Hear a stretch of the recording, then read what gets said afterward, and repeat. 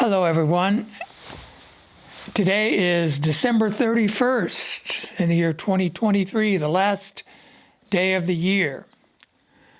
And of course, it's always a tradition to look at the past year, look at the coming year, maybe make some resolutions.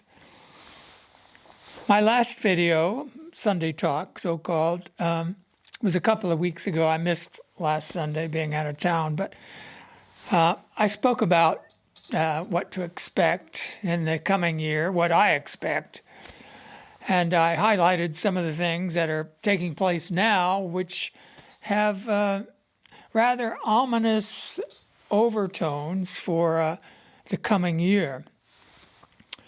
One of which is this mass, they call it a migration, but it appears to be more of an invasion of the United States to the tune of approximately 250,000 people per month. Yeah, per month. We're talking millions of people. And of these millions, I mean, typically the United States has been the destination for people of Latin America who come to the United States looking for work, and they're usually able to find work and all of that. But this latest invasion is people from all over the world. And there's something very strange about it. They're military-age men, single men, not with their families, not with anchor babies or whatever. And they're given cell phones and credit cards by the agents that are supposed to be guarding the border. And one has to wonder what is going on with that. Because, if you became aware that some enemy from a foreign land had brought landing vessels up onto the beach in California or Virginia someplace, and soldiers were flooding out, and you would realize there was an invasion. Or if you saw airplanes going over with paratroopers coming out, you would be quite alarmed. But here we have these men who apparently, many of them are from Islamic countries that are training grounds for terrorists. Some are from Ukraine, some are from Russia, some are from China. And no one is concerned that this might be a backdoor invasion. And when the time comes, they could receive their orders and their targets. Don't you think that's a possibility? I do. And I think it's going to coincide with the eruption of war on a much larger scale, World War III, war between NATO and the BRICS nations. And it looks like it's focusing on the Middle East and Israel. Oh, that has prophetic implications, right? No. But the one overriding thing that's driving this, at least on the visible front, is the bankruptcy of what they call the transatlantic financial system. I'm sure the stock market's doing great. It's up 25% on the year, the S&P. Woohoo, right? Well, what happens if the United States attacks Iran? As a certain U.S. senator was saying, we have to blow them off the map. What happens? Well, Iran has thousands of missile batteries, even hypersonic missiles, which the United States does not even possess. They could take out U.S. aircraft carriers. They could destroy Israel, literally destroy it. shut down the Strait of Hormuz, send the price of oil up $400, $500 a barrel, and that sure would collapse the financial system. But these Western oligarchs are desperate because a new financial system, a new economy is being set up with the BRICS nations. They haven't all ditched the dollar yet. They haven't come out with their own currency yet. But apparently it's in the works, and they're setting up a new system that will be separate and distinct from the British-run IMF World Bank system. And the empire cannot allow that to happen. That's why they're going to war. We don't know the exact day and hour when it is all going to really blow up. But surely sober people realize that we're on the edge. But this business about the invasion, it brings to mind what is written in the prophecy of Joel. And you're no doubt familiar with that. It talks about this symbolic plague of locusts that literally devour the whole world. They're unstoppable. And Jehovah calls upon his people to call upon him for salvation. But in the second chapter, I'd like to read a portion of this. It says, "Blow a horn in Zion and shout a war cry in my holy mountain. Let all the inhabitants of the land tremble, for the day of Jehovah is coming." It is near. You know, the Watchtower recently had some new light on Joel, and they were addressing some of the obvious contradictions that I had made public and brought to their attention. Going back to 2005, when I published Jehovah Himself Has Become King, there's a chapter on Joel, and I pointed out how the locusts could not possibly symbolize Jehovah's Witnesses. Well, they finally got the message and, revised that. But in doing so, they basically said that the book of Joel has no relevance for our times. It all happened back a long time ago. And yet here it is. The day of Jehovah is coming. There's never been a day of Jehovah. Yes, Jehovah used that expression when he brought Babylon against Jerusalem. But the real day of Jehovah is an expression of his anger worldwide, right? So, yes, the day of Jehovah is coming. It is near, for sure. It is a day of darkness and gloom, a day of thick clouds and thick gloom. We're not talking about the weather here, right? We're talking about a foreboding view of the future. Remember, Jesus said that men will become faint out of fear in anticipation of the things coming upon the world. It says there is a people, numerous and mighty. Never before has there been one like it, and never again will there be another. Jesus said there was a tribulation that was coming. Nothing like it has ever happened, and nothing will ever be like it again. So that's what we're talking here. Ahead of it, a fire devours, and behind it, a flame consumes. The land ahead of it is like the Garden of Eden, but behind it, a desolate wilderness, and nothing can escape. Well, that's interesting, isn't it? The Watchtower claims that Jehovah's Witnesses live in a spiritual paradise, an Edenic paradise. The head of Jehovah's army is like the Garden of Eden, spiritual paradise. Behind it, wilderness. It's all going to be destroyed. Nothing can escape.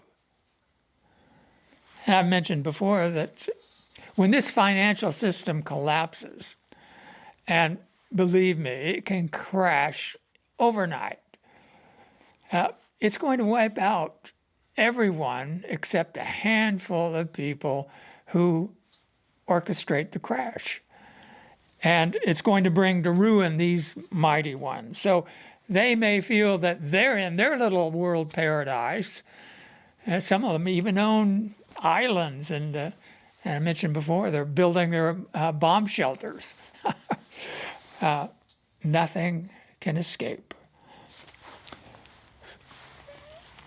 So anyway, let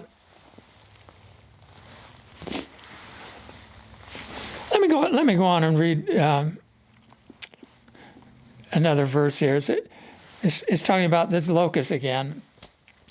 They charge like warriors. They scale a wall like soldiers. Each keeps to his own course, and they do not swerve from their paths. They do not shove one another. Each man advances in his course.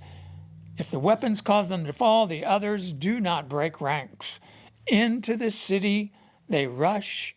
On the wall they run. Into the houses they climb.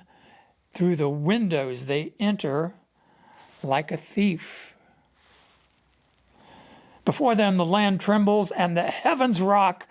Sun and moon have become dark, and the stars have lost their brightness. What didn't Jesus say, referring to his coming and the conclusion of the system of things, that the sun would turn black, the moon would turn to blood, and the stars would fall? The powers of the heavens will be shaken. So again, we're talking about this military force, earthly force that will be an expression of Jehovah's anger when Christ comes. He'll be the one controlling this. But into the houses, as if through open windows, like a thief. Didn't Jesus say he's coming as a thief in the night? What do thieves do? Well, they take something from you. And you know, as Jehovah's Witnesses know, Satan is the ruler of this world. Paul referred to him as the god of this world. But Satan's rulership is not without limits. You know, when Jesus was on the earth, he demonstrated that he had control over the demons, even as a human.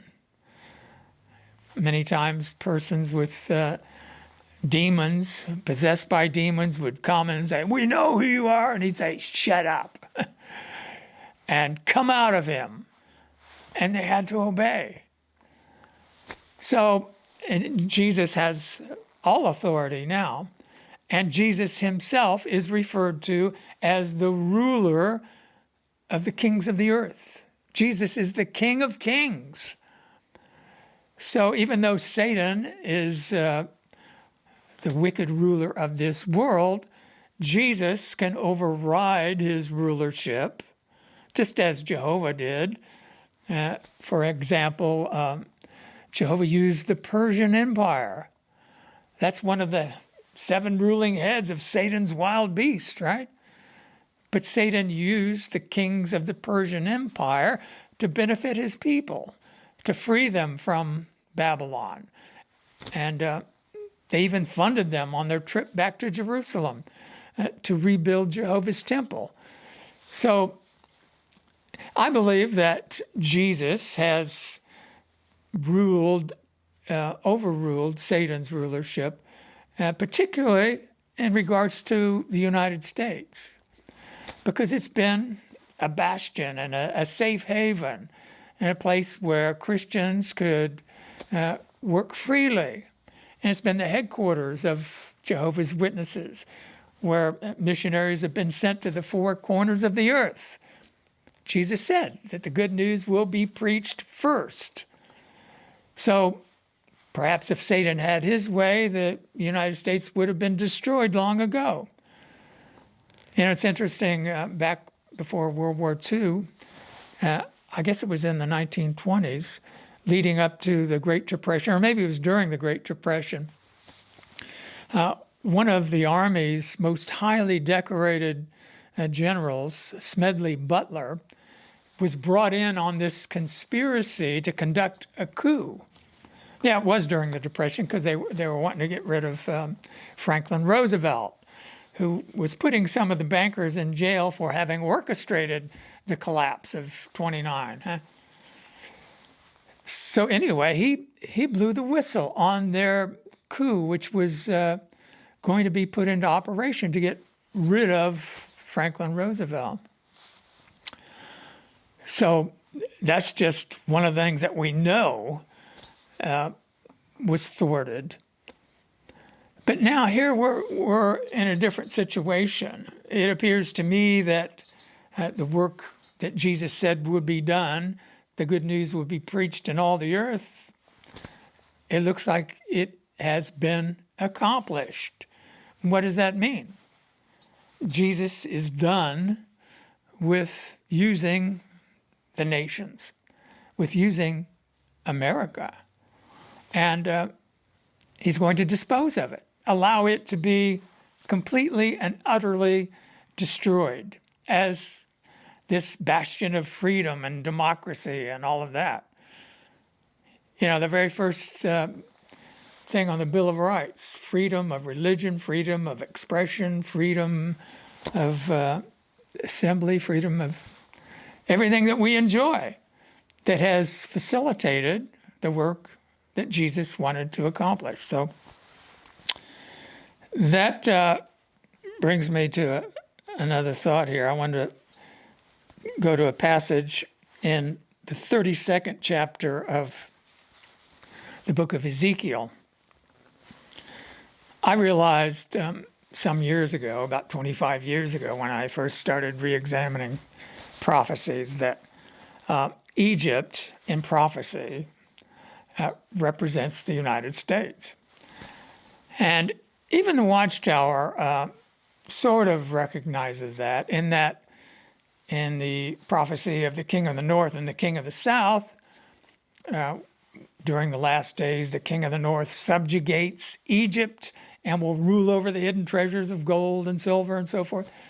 The Watchtower recognizes that because Egypt was the first king of the south, that Egypt in the time of the end, long after the physical nation of Egypt was destroyed and absorbed into the Roman Empire, that Egypt represents the Anglo-American dual world power. Well, the Watchtower is half right. It represents the United States. But here in, it's like 3 chapters in Ezekiel, chapter 29, 30, 31, and 32. And Jehovah likened Egypt to this towering cedar tree, and he gives the command to cut it down. It was taller than all the other trees in God's Garden of Eden. Because, as Paul said, he places the superior authorities in their relative positions. But this one authority is the dominant one. And that's, of course, the United States.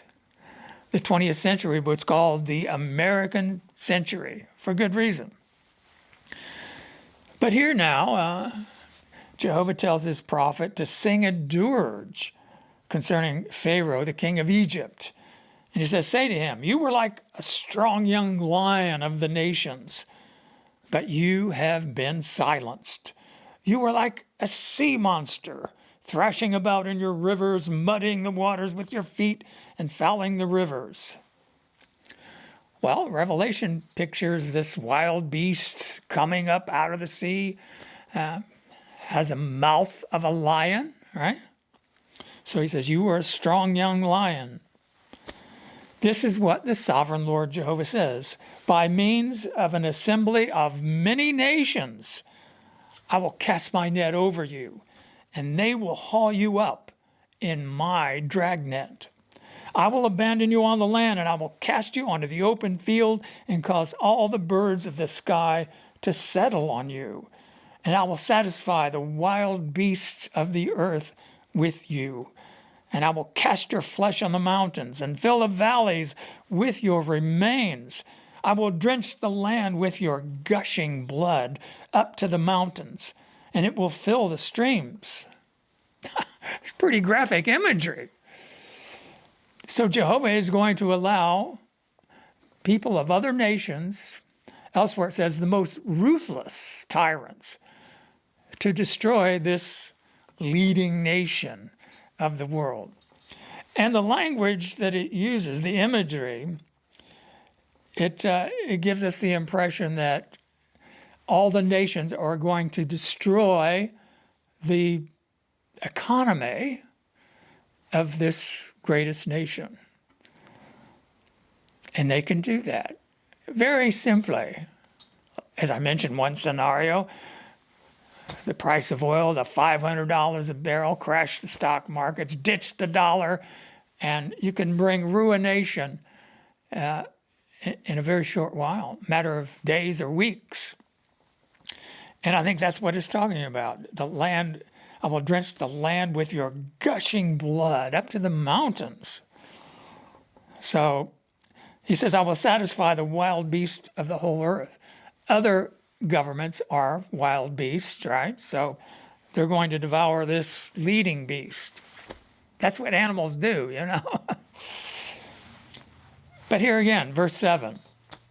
And when you are extinguished, I will cover the heavens and darken their stars.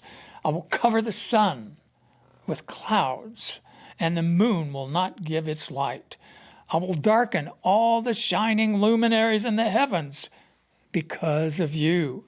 And I will cover your land with darkness, declares the sovereign Lord Jehovah. So that's apocalyptic language that echoes what Jesus said and also what is stated in Revelation. And when the sixth seal is open, the sun turns black as sackcloth, the moon to blood, and the stars of heaven fall like figs shaken from a tree. So there we have it. The crash of the United States, not at Armageddon, before. And it's interesting. Can you imagine the shock that will reverberate around the world when this mighty, invulnerable nation crashes? I will distress the hearts of many people when I lead your captives to other nations, to lands that you have not known. I will cause many peoples to be awestruck, and their kings will shudder in horror over you when I brandish my sword before them, and they will tremble continuously, each fearing for his life on the day of your downfall. Okay, so coming up 2024, right? War and the crash of the greatest nation that has ever existed. And that will commence the day of Jehovah, the day of judgment. Because from the ashes will arise what? This eighth king who will demand the worship of everyone. And he will require something of us as Jehovah's worshipers that we cannot give unless we compromise our faith. We don't know exactly how that will play out.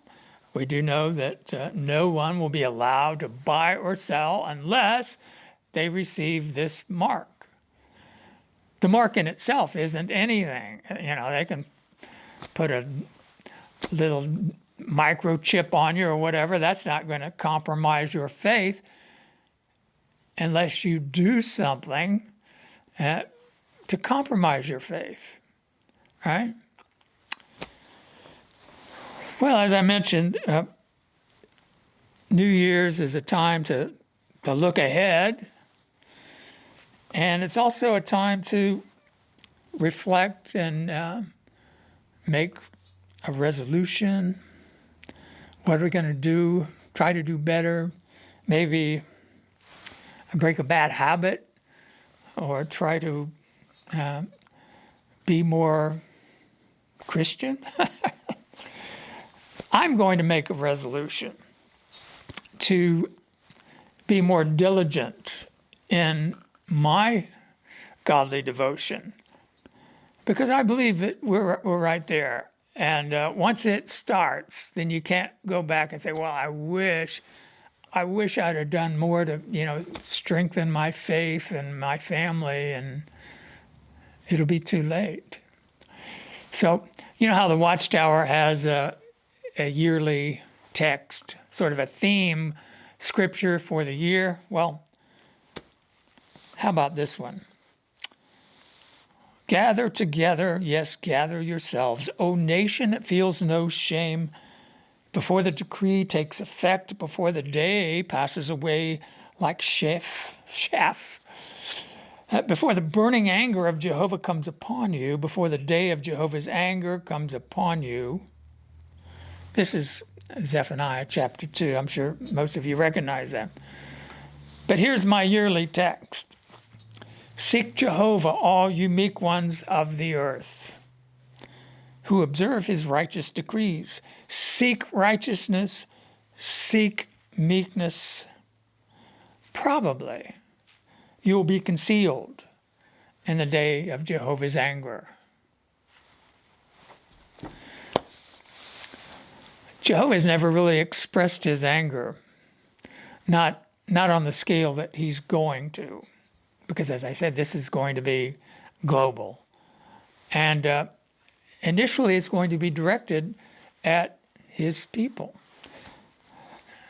That is who he was addressing. Gather together, yes, gather yourselves, O nation that feels no shame.